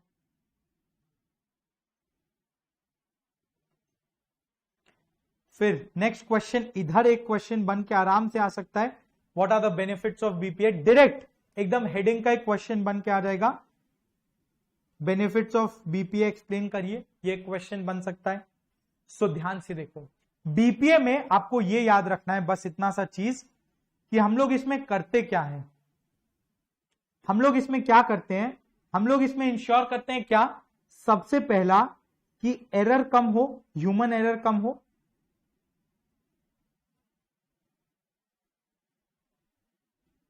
ह्यूमन एरर को हम लोग कम कर रहे हैं, वी इंश्योर कि एरर्स कम हो रही हैं, राइट। उसके बाद क्या, एरर कम हो रहा है तो जाहिर सा बात है एफिशिएंसी इंक्रीज होगा, करेक्ट। एरर कम हो रहा है, दूसरा इंपॉर्टेंट पॉइंट क्या है, कॉस्ट कम होना चाहिए। बीपीए का हम इंश्योर करते हैं कॉस्ट कम होना चाहिए, कॉस्ट कम हो, कॉस्ट कम हो रहा है, एरर कम हो रहा है, जाहिर सी बात है एफिशिएंसी विल राइज। तो ये अगर आपको याद है ना बीपीए के बारे में, क्या है BPA, technology enabled automation of business processes. वो क्यों काम आता है, it helps remove human element, वो ह्यूमन एलिमेंट रिमूव करता है, क्यों, ताकि हम एरर्स को कम कर सके, एंड देयरफॉर वो एफिशिएंसी और इफेक्टिवनेस को इंक्रीज करता है। सो सबसे पहला पॉइंट आएगा हमारे पास क्वालिटी। सबसे पहला पॉइंट हमारे पास क्या आएगा, क्वालिटी का। क्वालिटी कैसे लाता है बीपीए? अब बीपीए में क्या होता है, ध्यान से देखो, बीपीए में हर एक प्रोसेस, हर एक एक्टिविटी ऑटोमेटेड है, राइट। ऑटोमेटेड है माने क्या, there is no scope of human error. Human error की यहां पे गुंजाइश नहीं है। ह्यूमन एलिमेंट तो हमने हटा चुका है ना, ह्यूमन एलिमेंट रिमूव किया है, बीपीए का डेफिनेशन में पढ़ा है, इट रिमूव्स ह्यूमन एलिमेंट। तो सीधा सा चीज है, जब आप ह्यूमन एलिमेंट हटा ही चुके हो और जब मशीन्स कर रहे हैं काम, जब ऑटोमेटेड काम हो रहा है, तो जाहिर सी बात है quality will be better, quality will be better and reliable results आएंगे, रिलायबल रिजल्ट्स आएंगे, quality will be better, right. So therefore quality increases, quality increases. तो पहला पॉइंट था better quality, quality consistency. Next point है time saving. अब जाहिर सा बात है, जब आपने ह्यूमन टाइम कम किया है, और हम क्यों ये कर रहे थे, एफिशिएंसी और इफेक्टिवनेस को इंक्रीज कर रहा है। एफिशिएंसी इंक्रीज हो रहा है मतलब क्या, टाइम सेविंग होगा ना, याद रखना, एफिशिएंसी को इंक्रीज कर रहा है ये, तो टाइम सेविंग भी तो हो ही रहा है, इसमें टाइम कम लग रहा है आपको एडमिशन लेने में, करेक्ट। कैसे टाइम कम लगेगा, अगेन क्योंकि हम ह्यूमन एलिमेंट हटा दिए तो मैनुअल टास्क यहां पे नहीं आएगा, मैनुअल काम हम लोग को यहां पे नहीं करना पड़ेगा, राइट। देखो, reduces the number of manual tasks of employees, correct, human element is removed, human element is reduced, correct। so therefore जो अब जैसे हमने रामू राजू शामू को क्या किया था, उनको इस प्रोसेस से हटा के कोई और काम में लगाया था ना, वो और वैल्यू एडिंग कुछ काम कर पाए, करेक्ट। सो देयरफॉर जो एम्प्लॉयज को फ्री टाइम कुछ मिलेगा, कुछ फ्री टाइम मिला होगा, उससे वो वैल्यू ऐड करेंगे बिजनेस में, करेक्ट, करेक्ट है बिल्कुल। अब नेक्स्ट पेज में आना एक बार, यहां पे आएगा third point, reduce turn around time. अभी हमने देखा टाइम सेविंग, मतलब कोई भी प्रोसेस को करने में टाइम सेव हो रहा है, माने क्या, जो पहले student entry to student exit, जो पहले student entry to student exit में टाइम लगता था, वो ऑटोमेशन के कारण ये टाइम कम लगेगा, करेक्ट, ये टाइम कम होगा। सो ये जो स्टूडेंट एंट्री टू एग्जिट है ना, इसी को तो बोलते हैं, इसी को तो हम बोलते हैं turn around time. Turn around time क्या होता है ये, that is process start to finish. जहां से प्रोसेस शुरू होगा और जब तक वो खत्म नहीं होता, एक टर्न अराउंड टाइम रहेगा। शुरू से लेके एंड तक ये जितना भी टाइम इंटरवल लगा, जितना भी समय लगा ये पूरा प्रोसेस को करने में, whatever time it takes from the start of a process till the very end of the process, वो होगा टर्न अराउंड टाइम। जब आपने एंटर किया एडमिशन लेने के लिए और जिस समय आप एडमिशन लेके, बुक्स लेके, आईडी कार्ड लेके एग्जिट करोगे, वो एक टर्न अराउंड टाइम है, राइट। सो नेचुरल बात है, वो टाइम को कम करना है, तभी तो हम बीपीए करेंगे, वरना क्यों करेंगे। और वो टाइम कम हो गया तो हमारे लिए फायदा है, रिड्यूस टर्न अराउंड टाइम। कैसे किया, एलिमिनेट कर देता है अननेसेसरी टास्क, करेक्ट। और जब वो एलिमिनेट कर दिया अननेसेसरी टास्क तो एफिशिएंसी बढ़ जाएगा, स्पीड बढ़ जाएगा, करेक्ट। तो उसके एलिमिनेट करने से हमारा क्या होता है, ऑपरेशनल परफॉर्मेंस बढ़ जाता है and therefore turn around time कम हो जाता है। ऑपरेशनल परफॉर्मेंस बढ़ा, टर्न अराउंड टाइम कम हुआ। अब नेक्स्ट पॉइंट आएगा रिड्यूस्ड कॉस्ट। अब बीपीएम करेंगे ही ताकि हम कॉस्ट सेव कर पाए। जैसे जो हमने एग्जांपल लिया था उसमें हमने 3 एम्प्लॉयज को इस प्रोसेस से हटा दिया था, मतलब उन तीनों का सैलरी हमारे लिए कॉस्ट सेविंग हुआ ना एक तरह से। वो 3 लोग को जो हम सैलरी देते थे, वो अब हमको एडमिशन लेने के लिए उनको सैलरी नहीं देना है, हम कोई और चीज में उनको लगाएंगे तो सैलरी देंगे। अब इसके जगह पे हम टेक्नोलॉजी को हमने सेटअप किया है, एक वेबसाइट बनाया है और कुछ कुछ वो ऑटोमेटेड इनवॉइस, ऑटोमेटेड पेमेंट्स, ये सब का सेटअप किया है। तो इसका कॉस्ट विल नॉट एक्सीड, इस केस में वो एक्सीड नहीं हो रहा, it will not exceed the cost of 3 employees जो हमने सेव किया है, राइट, राइट। सो देयरफॉर इसमें हम कर क्या रहे हैं, हम रिसोर्सेज को कम कर रहे हैं ना, रिसोर्सेज को कम कर रहे हैं। Automation reduces cost by utilising fewer resources, यही करना है बस। Automation reduces cost by utilising fewer resources. Resources को हम कम कर रहे हैं, number of employees have fallen ना एग्जांपल में हमारा, correct. In our example number of employees कम हुआ, तो देयरफॉर उसमें क्या हो रहा है, ऑटोमेशन का फायदा आ रहा है, उसमें क्या हो रहा है, रिड्यूस्ड कॉस्ट का फायदा आ रहा है। तो 4 पॉइंट अभी तक हमने पढ़ा। सबसे पहला क्या, अरे सोचो, बीपीए, सिंपल से पॉइंट्स, बीपीए को जब हमने इंप्लीमेंट किया मतलब ह्यूमन एलिमेंट कम कर रहे हैं, टेक्नोलॉजी लेकर आ रहे हैं, तो जाहिर सी बात है quality will be better, quality better होगा क्योंकि रिलायबल रिजल्ट्स आ जाएंगे, क्वालिटी बेटर होगा, और मैनुअल टास्क कम हो गया, ह्यूमन एलिमेंट हटा दिया हमने, तो मैनुअल टास्क कम होते ही हमारे पास टाइम सेविंग होने लगेगा। टाइम सेविंग होगा तो साथ साथ ही रिड्यूस्ड टर्न अराउंड टाइम भी तो है, टर्न अराउंड टाइम कम लगेगा बिकॉज प्रोसेस को कंप्लीट करने में टाइम कम लग रहा है, राइट। फिर कॉस्ट भी कम लग रहा है बिकॉज हम जो भी हमारा रिसोर्सेज रिक्वायरमेंट था उसको हमने कम कर लिया है, राइट। फिर और क्या है, अब जब ये सब चीजें हो रही हैं, ये सब चीजें हो रही हैं, तो हमारा जो ऑपरेशनल एफिशिएंसी है वो इंप्रूव होगा, जाहिर सा बात है, ऑपरेशनल एफिशिएंसी इज इंप्रूव्ड। हम यही तो डिस्कस कर रहे हैं, ह्यूमन एलिमेंट बढ़ा है हटाया जिसकी वजह से क्वालिटी इंप्रूव हुआ, क्वालिटी इंप्रूव हुआ तो टाइम सेविंग हुआ, कॉस्ट सेविंग हुआ, तो जाहिर सा बात है ना, efficiency effectiveness has improve, right. तो इसमें कुछ पढ़ने का भी नहीं है, सेम चीज है, देखो रिड्यूसेस टाइम, वही चीज है, reduces time, reduces cost, eliminates errors, therefore क्या है, एफिशिएंसी इंक्रीजेस। वही चीज है जो हमने पढ़ा है, बस एक अलग पॉइंट बोल दिया, टाइम कम होगा, कॉस्ट कम होगा, एरर कम होंगे, तो जाहिर सी बात है ना, efficiency will increase, right. Correct है बात। तो ये थे 5 points for benefits of business processes. इसमें 2 पॉइंट और है, पर वो 2 ओवरऑल पॉइंट्स हैं, तो इसलिए उनको हम अलग कलर में मार्क कर लेंगे। Point number 5, visibility. अब इससे क्या हो रहा है, विजिबिलिटी मतलब जब हम बिजनेस प्रोसेस को ऑटोमेट कर देते हैं ना, तो उससे क्या होता है, हर एक चीज रिकॉर्ड हो पा रहा है, हर एक चीज जब रिकॉर्ड हो पा रहा है तो हर एक चीज का स्टेटस दिखता है। जैसे सपोज करो आप जब एडमिशन लेते हो, फॉर्म भरा, एडमिशन लिया, तो सबमिट पे आएगा, सबमिट जब आ जाएगा तो उसमें लिखाएगा ना, admission form duly filled, please proceed to payment. Payment जब आप करोगे तो आएगा please wait processing payment. Payment जब हो जाएगा थैंक यू, इनवॉइस आपको मेल पे चला जाएगा, और साथ में कोरियर का ट्रैकिंग नंबर आपको चला जाएगा, और उस ट्रैकिंग नंबर से आप रियल टाइम में ट्रैक कर पा रहे हो कि हमारा बुक किस लोकेशन पे है। वो क्यों ट्रैक कर पा रहे हो, of course because of automation.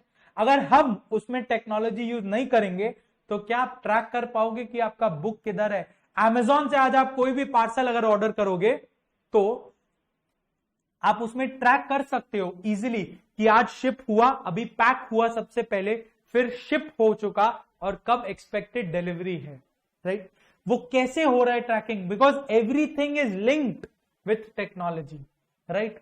अगर मैं सप्लायर हूं अमेजॉन पे, मैंने जब सप्लाई किया, पैकेज को रेडी कर दिया, तो अमेजॉन का जो पोर्टल होगा उस पर मैंने वो अपडेट कर दिया कि package is ready to be picked up. Amazon का कोई बंदा आएगा, डिलीवरी एजेंट आएगा, वो पिकअप करके ले जाएगा, वो अपडेट कर दिया पैकेज हैज बीन, और वो जब लेके जाएगा फिर वो शिप कर देगा, तो अपडेट कर देगा package is ship.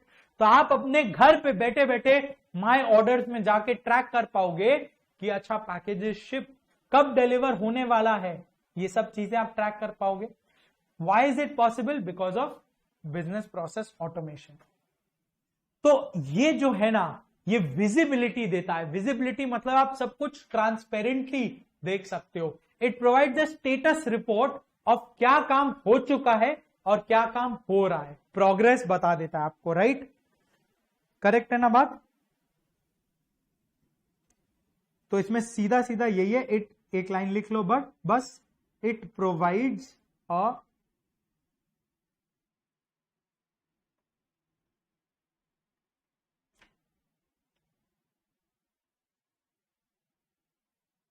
status report on processes which are completed or in progress.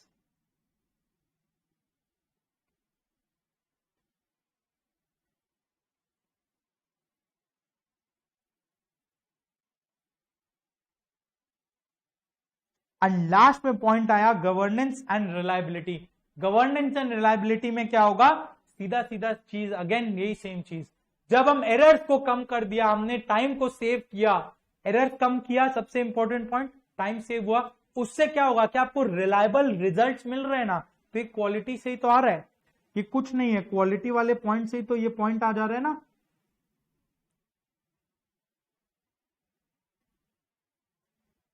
Correct. तो इससे क्या हो रहा है, users can rely on business processes. Correct. और बोल सकते हैं कि हाँ इस कंपनी के बिजनेस प्रोसेसेस रिलायबल है, आपको टाइम टू टाइम अपडेट मिलता है, तो आप बोल सकते हो ना अमेजॉन इज रिलायबल, ऐसा आप बोलते हो।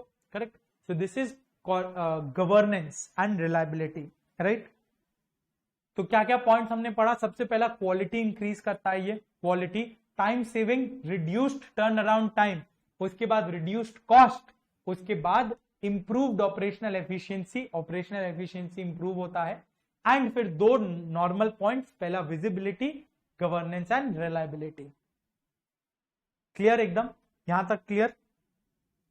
नेक्स्ट पेज 6 में हम आ रहे हैं, चैलेंजेस इन्वॉल्व इन बीपीए। अब देखो हर एक चीज के प्रोज भी होते हैं, फायदे भी होते हैं, एडवांटेजेस भी होते हैं, तो उनके नुकसान भी होते हैं कुछ। राइट। उनके कुछ तो लॉस भी होंगे, कुछ डिसएडवांटेजेस भी होंगे, कुछ चैलेंजेस फेस करना पड़ेगा आपको। वो क्या चैलेंजेस फेस करना होगा, ये अब हमारा नेक्स्ट टॉपिक है जो हम देखते हैं। आ जाओ, नेक्स्ट टॉपिक क्या है, इधर देखो, चैलेंजेस इन्वॉल्व इन बीपीए। अब इससे भी एक आराम से क्वेश्चन बन सकता है, छोटा सा, लेट से 4 marks 4 points. What are the challenges you face while implementing BPA. Right.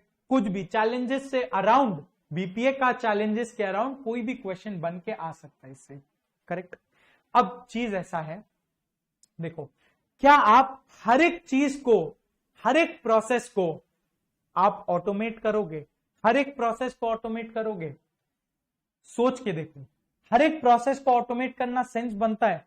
अब चलो हम रेगुलर प्रोसेस को तो ऑटोमेट कर देंगे, हम रेपिटेटिव प्रोसेस को तो ऑटोमेट कर देंगे जो रेगुलर हो रहा है। जैसे एडमिशन आप जो लेने आए उसको हमने ऑटोमेट कर दिया, पर वही चीज अगर कोई इश्यू आया, यहां पर कोई भी इश्यू आया, जैसे हमने कोरियर कर दिया, हम बुक्स हमने कोरियर किया, वो आपको मिला नहीं, वो आपको मिला नहीं, तो क्या हम इस चीज को ऑटोमेट कर पाएंगे? नहीं। ये एक पिक्यूलियर सा केस है, ये एक टिपिकल केस है जो हर समय नहीं होता, जिसका फ्रीक्वेंसी बहुत कम होता है, तो उसमें हमको मैनुअली इंटरवीन करना पड़ेगा, इंटरफेयर करना पड़ेगा, बात करके देखना पड़ेगा कोरियर एजेंसी से कि कहां पे कोरियर अटका पड़ा है, आपसे बात करके कोऑर्डिनेट करना पड़ेगा। सो this is a one of scenario जिसको आप ऑटोमेट नहीं कर सकते। करेक्ट। और इसको अगर आपने ऑटोमेट किया भी तो इसका खर्चा इतना ज्यादा लग जाएगा ना ऑटोमेट करने का, कि ये आपके लिए कोई फायदा नहीं करेगा। तो ऑटोमेट किसको करना सेंस बनेगा? जो रेपिटेटिव प्रोसेसेस है। इसलिए एक बार पेज नंबर 5 वापस से पीछे में आओ और देखो यहां पे लास्ट पॉइंट यही लिखा हुआ है, रेपिटेटिव या standardized processes are automated. Repetitive standardized processes जो है, हम सिर्फ और सिर्फ उन्हीं को ऑटोमेट करेंगे। क्यों? क्योंकि जो नॉन रेपिटेटिव पिक्यूलियर सा केस जो हमने अभी एग्जांपल में लिया, अगर हम इनको ऑटोमेट करेंगे तो क्या इसका कोई फायदा मिलेगा? फायदा तो पता नहीं, नुकसान जरूर होगा, उसको ऑटोमेट करने का खर्चा अलग लग जाएगा। हो सकता है आपको ऐसा केस महीने में एक बार देखने को मिले, इस एक बार वाले केस को ऑटोमेट क्यों करोगे आप? राइट। अब आप रेगुलरली अमेजॉन से ऑर्डर करते जा रहे हो, आपको आया, तो वो एक वेल डिफाइंड प्रोसेस है। लेट से कल को आपने कोई मोबाइल फोन ऑर्डर किया, और वो फोन के डब्बे में एक छोटा सा बुक दे दिया, वो तो आपको धोखा होगा, आपको गुस्सा आएगा, आप कस्टमर केयर से बात करोगे। अब क्या अमेजॉन इस चीज के लिए कोई प्रोसेस ऑटोमेट कर सकता है? नहीं। उसके लिए आपको कस्टमर केयर से बात करना ही पड़ेगा, और कस्टमर केयर भी आपसे बात करेगा, वो लोग आपको कॉल बैक करेंगे, आप एक कंप्लेन रेज करते हो एंड वहां से कॉल बैक आता है कि ऐसा ऐसा इश्यू हुआ है, एंड वहां पे वो लोग रिजॉल्व करते हैं। क्यों? क्योंकि ये इसका फ्रीक्वेंसी बहुत कम है, राइट, एज कंपेयर टू जो नॉर्मल प्रोसेसेस हुए। तो वही यहां पे बोल रहा है, अगर कोई ऐसा प्रोसेस को आपने ऑटोमेट कर दिया जो रेपिटेटिव नहीं है, उससे आपको कोई फायदा नहीं मिलेगा। तो सिर्फ ऐसा प्रोसेस को ऑटोमेट करने जाओ जिससे फायदा मिले। अब हो सकता है कहीं पे ऐसा लगे कि इसको ऑटोमेट करके फायदा मिलेगा, पर नहीं मिला, तो ये भी हो सकता है ना। वो होता है एक redundant process. That is what is a redundant process. इसको हम बोलते हैं ऑटोमेटिंग रिडंडेंट प्रोसेसेस। मतलब जो रिडंडेंट है, वो काम के नहीं है, वो ज्यादा वैल्यू क्रिएट नहीं करते, हम उनको ऑटोमेट करके छोड़ दिए। जैसे कोरियर में कोरियर के कारण कुछ अगर इश्यू आ रहा है तो हम उसको ऑटोमेट करके छोड़ दिए, वो गलत है, वो हमारे काम का नहीं है, बल्कि वो और ज्यादा इश्यू क्रिएट कर सकता है, करेक्ट। तो उसको हम ऑटोमेट नहीं करेंगे। तो वही प्रोसेसेस को ऑटोमेट करना है जो नेसेसरी है एंड जो वैल्यू को क्रिएट करे। अगर हम बिना ये सोचे हुए कर दिया हमने ऑटोमेट, तो वो एक दिक्कत है, रिडंडेंट प्रोसेसेस को ऑटोमेट कर दिया। तो यहीं पे यहां पे यही लिखा है, देखो, at times organizations start automating processes without considering क्या वो नेसेसरी है या वो वैल्यू क्रिएट करेगा या नहीं करेगा, करेक्ट। वो इसको कंसिडर ही नहीं करते, right, not considered at times.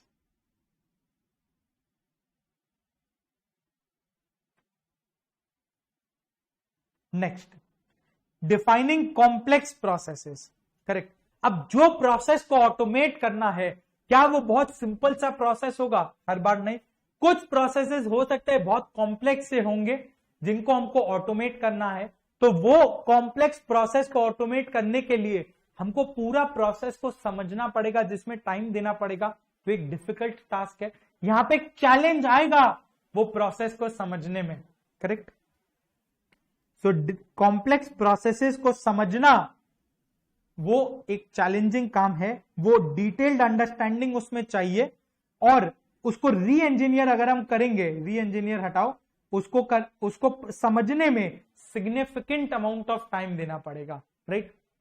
और कई बार ऐसा भी होगा कि बिजनेस प्रोसेस को आपको मॉडिफाई करके ऑटोमेट करना पड़ेगा, तो उसमें बहुत टाइम इन्वॉल्वमेंट जाएगा और उसका आपको पूरा अंडरस्टैंडिंग लेना पड़ेगा, जिसमें अगेन टाइम इन्वॉल्वमेंट जाएगा, राइट। सो कॉम्प्लेक्स प्रोसेस को समझने में टाइम लगता है। नेक्स्ट, दो प्रोसेसेस से रिलेटेड कोई रिडंडेंट प्रोसेस होगा, उसको ऑटोमेट किया तो चैलेंज आएगा कि वो फायदा नहीं करेगा। उसके बाद कोई कॉम्प्लेक्स प्रोसेस है तो उसको समझने में टाइम ज्यादा जाएगा। थर्ड, ये दो सिमिलर पॉइंट्स हैं। थर्ड क्या आया? Staff resistance. अब जहां ही आप टेक्नोलॉजी को लेकर आ रहे हो, ऐसा अब ये एक रेकरिंग न्यूज है ना, ये एक रेकरिंग थ्रेट है क्या कि AI, artificial intelligence, robots are taking over human lives. वो जॉब्स के लिए थ्रेट है। ये एक इंपॉर्टेंट न्यूज आइटम है आज के दिन में, और ये गोइंग फॉरवर्ड और भी बड़ा कंसर्न बनने वाला है। वो क्यों है? क्योंकि जहां ही हमने, सपोज करो एडमिशन वाला प्रोसेस, जैसे ही हमने एक आदमी को हटाया तो उसके मन में डर आएगा ना कि यार ये तो हमारा जॉब ही छीन लेगा, अब हम लोग रोटी पानी कैसे खाएंगे, करेक्ट। यहां पे यही डर आएगा, करेक्ट। क्या डर आएगा? यहां पे डर आएगा थ्रेट टू देयर जॉब्स का, करेक्ट।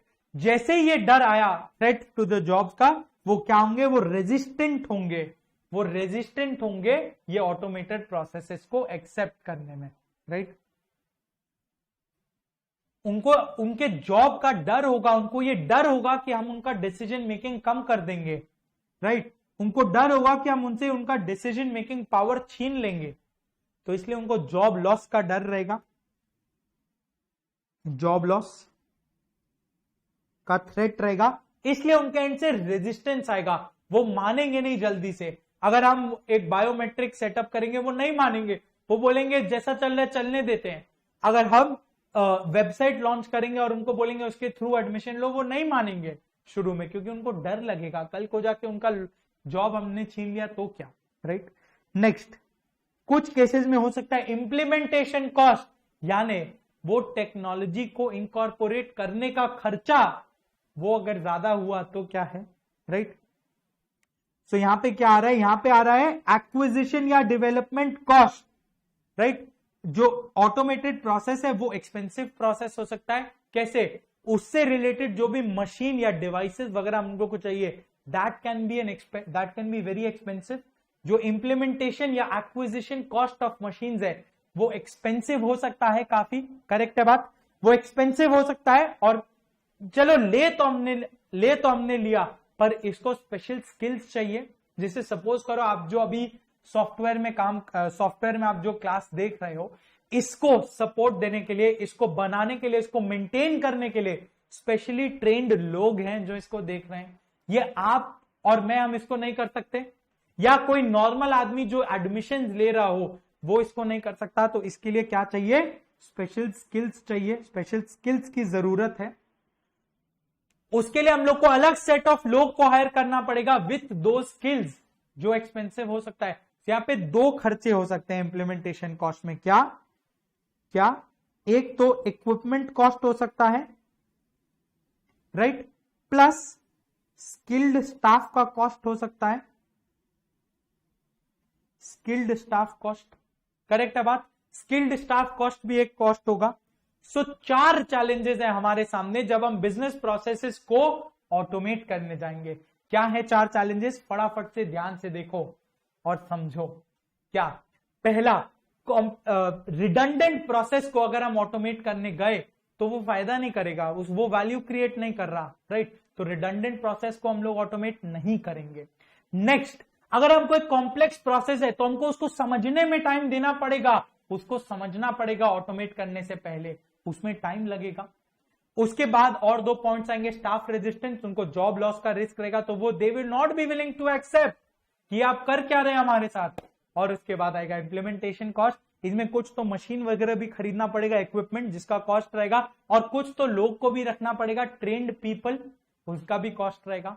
4 पॉइंट। करेक्ट है? एकदम क्लियर है बात? चलो बहुत बढ़िया।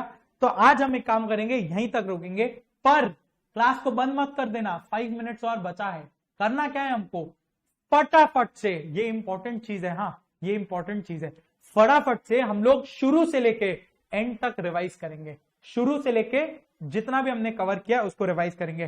फटाफट से आ जाओ। सबसे पहले हमने क्या डिस्कस किया था? Business process. What is a business process? A sequence of steps और a set of activities which is carried out, क्यों? To achieve an organisational goal. कैसे बनाए? Vision mission of top management के हिसाब से बनाए। करेक्ट है बात? बिल्कुल। कैटेगरीज ऑफ बिजनेस प्रोसेस हमने इसके बाद डिस्कस किया था। क्या था कैटेगरी? 3 कैटेगरीज होते हैं। सबसे पहला ऑपरेशनल या प्राइमरी प्रोसेसेस। वो क्या है? वो कोर बिजनेस के लिए है। Core business, production, sales, marketing, purchase, ये सब कोर बिजनेस जो वैल्यू ऐड करे कस्टमर को। कस्टमर को तो वही सारे बिजनेसेस वैल्यू ऐड करेंगे जो परचेज सेल्स से रिलेटेड होंगे, राइट। तो वो वैल्यू ऐड करेंगे और वो एसेंशियल बिजनेस फंक्शंस है, the most important business functions of an enterprise. Correct? Operational या प्राइमरी प्रोसेस। नेक्स्ट आया सपोर्टिंग या सेकेंडरी प्रोसेस। वो क्या होता है? क्या वो जरूरी नहीं है? बिल्कुल जरूरी है। क्या काम है उनका? वो सपोर्ट करते हैं या वो बैक करते हैं ऑपरेशनल प्रोसेसेस को। जो हमारा प्राइमरी प्रोसेसेस है उनको सपोर्ट करते हैं। करेक्ट? फिर तीसरा आया मैनेजमेंट प्रोसेस। मैनेजमेंट सोचो ना, मैनेजमेंट का काम क्या है? मॉनिटर करना, कंट्रोल करना। तो ये ओवरऑल प्रोसेसेस है जो मॉनिटर करेगा, कंट्रोल करेगा बाकी सारे बिजनेस प्रोसेसेस को, एक्टिविटीज को। क्लियर है बात? एग्जाम्पल ऑपरेशनल का तो हमने देखा, purchase, sales, marketing, production. Support का क्या है? अकाउंटिंग, फाइनेंस, आईटी और एचआर। और मैनेजमेंट का क्या है? मैनेजमेंट का और कोई दूसरा नाम नहीं है। मैनेजमेंट का क्या है? Budgeting, internal communication, strategic planning वगैरह वगैरह। डिफरेंस क्या है? ऑपरेशनल प्रोसेस वैल्यू ऐड करता है कस्टमर्स को, सपोर्टिंग और मैनेजमेंट प्रोसेस ऐसा काम नहीं कर सकते। तो सपोर्टिंग और मैनेजमेंट क्या यूजलेस है? बिल्कुल नहीं। वो उनका काम क्या है? वो एफिशिएंसी इंक्रीज करते हैं एंटरप्राइज का। क्लियर है? इसके बाद हमने देखा था बिजनेस प्रोसेस मैनेजमेंट। सीधा सा वर्ड, मैनेजमेंट मतलब क्या? किसी भी चीज को इंप्रूव करना, बेटर तरीके लेकर आना। तो यहां पे भी यही है। बिजनेस प्रोसेस मैनेजमेंट में हमने क्या देखा था? हम बिजनेस प्रोसेस को इंप्रूव करते हैं। इंप्रूव कैसे करते हैं? Bye achieving 3 E's, efficiency, economy, effectiveness. Clear है बात?